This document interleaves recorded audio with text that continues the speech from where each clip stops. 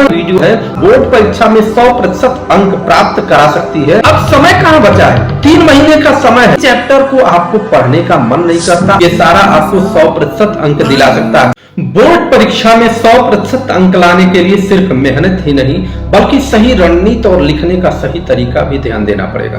कौन कौन से ऐसे तरीका होंगे जिसके कारण आप 100% अंक प्राप्त कर सकते हैं। इसमें 3 बिंदुओं पर बहुत कम समय में बात होगी।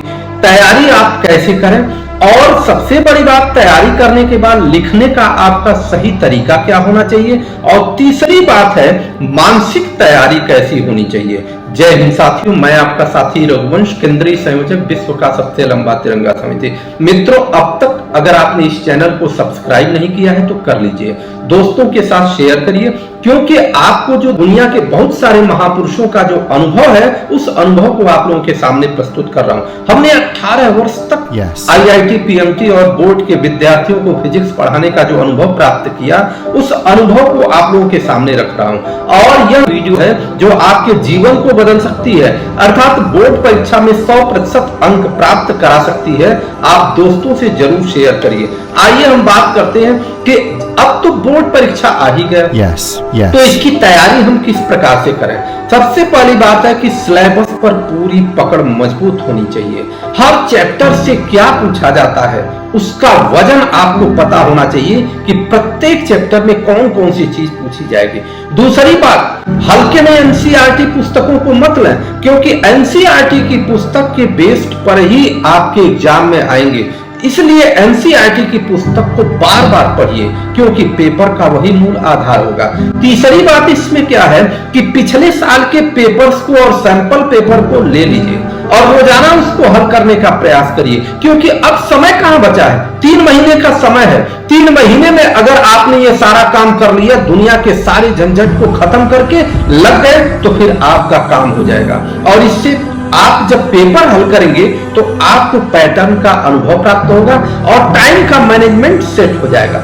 चौथी बात उसमें क्या है कि नोट्स बनाइए, छोटे छोटे पॉइंट्स वाले नोट्स बनाइए, ताकि आखिरी समय पर जल्दी रिवीजन हो सके। पांचवी बात क्या है कि चैप्टर पर ध्यान दीजिए। जिन चैप्टर को आपको पढ़ने का मन नहीं करता, अर्थात आपको कठिन लगता है, उसको बार बार पढ़ने का प्रयास करिए। अगर ये काम आप कर लिए हैं तो लिखने का तरीका कैसा होना चाहिए, जो आप घर पर करिए वही बोर्ड एग्जाम में करिए। किस प्रकार से? सबसे पहली बात, साफ और सुंदर हैंड राइटिंग होनी चाहिए। परीक्षक का पहला प्रभाव आपके ऊपर यही पड़ेगा। पहले प्रश्न को जब देखेगा, सुंदर हैंड राइटिंग होगी, साफ सुथरा होगा, तो आगे उसका मनोबल बढ़ता जाएगा और आपको अच्छे अंक दे सकता है। दूसरी बात क्या है कि बिंदुवार आप उत्तर लिखिए, पॉइंट टू पॉइंट उत्तर लिखिए, फालतू के उसमें पवारा मत लिखिए, कहानी मत लिखिए। पॉइंट टू पॉइंट अगर उत्तर लिखेंगे तो आपका काम बहुत तगड़ा होगा। और इसमें अगली बात है कि शीर्षक का मतलब हेडिंग और उपशीर्षक का मतलब सब हेडिंग इत्यादि की कहीं संभावना हो तो उसको भी आप लिखने का प्रयास करिए, अंडरलाइन करने का प्रयास करिए। अगर आपने किसी प्रश्न का आंसर दिया है तो उसमें लगता है कि इसमें डायग्राम बनाने हैं, तुरंत बनाइए, मैप बनाना है, तुरंत बनाइए, चार्ट इत्यादि कुछ भी जैसा उसमें लगे आप तुरंत खट से बना दीजिए। ये आपके नंबर दिलाने के लिए सबसे महत्वपूर्ण बातों में आगे आपका काम आएगा। मुख्य शब्दों को अंडरलाइन करिए। ये कौन से शब्द हो सकते हैं? जैसे प्रश्न पूछा गया, अगर वह 1 नंबर का प्रश्न हो सकता था तो क्या हम लिखते कि 1 नंबर में हो जाता? तो वो शब्द आना चाहिए, उस शब्द को अंडरलाइन कर देंगे, आपको बहुत सारा लाभ इसका होगा। एग्जामिनर आपके लिए बहुत पॉजिटिव हो जाएगा। और समय का प्रबंधन करिए। इसका अर्थ है कि कभी कभी हमें जानकारी 1 नंबर वाले प्रश्न पर ज्यादा होती है तो हम उसमें ज्यादा समय खर्च कर देते हैं। 1 नंबर के प्रश्न पर जितना समय होना चाहिए उतना ही खर्च करिए। 2 नंबर पर, 3 नंबर, 4 नंबर, जितने नंबर के प्रश्न आए सब पर समय बांट लीजिए। ज्यादा समय आप आधे घंटे में खूब बढ़िया से 1 नंबर वाले को लिख देंगे तो भी एग्जामिनर आपको 1 ही देगा और पूरा समय बर्बाद हो जाएगा। तो समय का प्रबंधन का बड़ा महत्व है। उत्तर पूरा लिखिए, अर्थात बीच में मत छोड़िए। कारण कि जैसे मान लीजिए किसी का वजन निकालना है, 50 किलोग्राम वजन है, तो आपने 50 लिख दिया, किलोग्राम नहीं लिखा, तो आपके नंबर कट जाएंगे। क्योंकि मेजरमेंट है वो कि वो 50 है क्या, तो पूरा उत्तर लिखिए। उसी तरह से एग्जाम्पल में हमने आपको बता दिया।